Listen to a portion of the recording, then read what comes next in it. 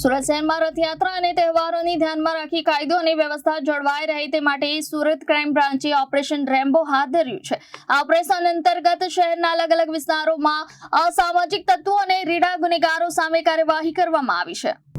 સુરત શહેર police commissioner Shri અને અધિક પોલીસ કમિશનર શ્રી ક્રાઇમની સૂચના બાદ નાયબ પોલીસ કમિશનર શ્રી ક્રાઇમ અને મદદનીશ પોલીસ કમિશનર શ્રી ક્રાઇમના માર્ગદર્શન હેઠળ ઓપરેશન રેમ્બો શરૂ કરવામાં આવ્યું। ક્રાઇમ બ્રાન્ચની વિવિધ ટીમોએ શહેરના અલગ-અલગ વિસ્તારોમાં ગેરકાયદેસર હથિયારો રાખતા અસામાજિક તત્વો અને લોકલ ગેંગ સાથે સંકળાયેલા લોકો અંગે માહિતી એકત્રિત કરી હતી।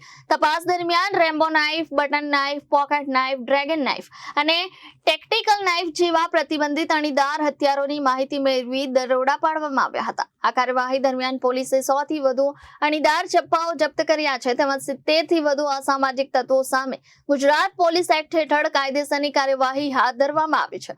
પોલીસ દ્વારા પકડાયેલા આરોપીઓ પાસેથી મળેલા હથિયારોનો અગાઉ કોઈ ગુનામાં ઉપયોગ થયો છે કે કેમ તેમજ અન્ય કોઈ ગુનાહિત પ્રવૃત્તિ માટે આ હથિયારો રાખવામાં આવ્યા હતા કે કેમ તે અંગે વધુ તપાસ હાથ ધરવામાં આવી રહી છે। સુરત ક્રાઇમ બ્રાન્ચનું કહેવું છે કે જાહેર સ્થળોએ પ્રતિબંધિત ધારદાર હથિયારો સાથે ફરતા લોકો સામે કડક કાર્યવાહી કરવામાં આવશે અને શહેરમાં શાંતિ અને સુરક્ષા જાળવવા માટે આ પ્રકારની કાર્યવાહી સતત ચાલુ રાખવામાં આવશે।